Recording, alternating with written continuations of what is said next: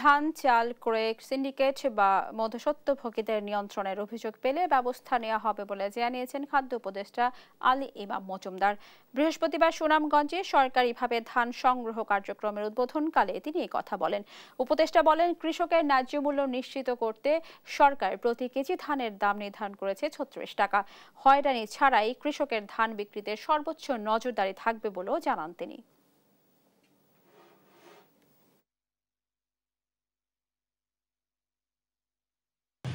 কৃষক যে পরিশ্রম করে ফসলটা ফলায় তাকে উপযুক্ত মূল্য দিতে না পারলে এই দেশে কৃষি হবে না, ফসল হবে না। সুতরাং আমরা উপযুক্ত মূল্য দিতে চাই, তার জন্য যদি একটু বেশিও দিতে হয় সেটা এমন কিছু গায়ে করবে না মানুষ।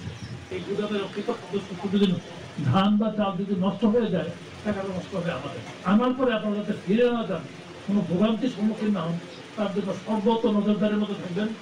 আপনারা এখানে উপজেলা পর্যায়ে, জেলা পর্যায়ে ছাড়াও কেন্দ্রীয় পর্যায়ে অন্যান্য কর্মকর্তারা ছাড়াও আমি ব্যক্তিগতভাবে নজরদারি করবো, এই নিশ্চয়তা আপনাদেরকে দিচ্ছি।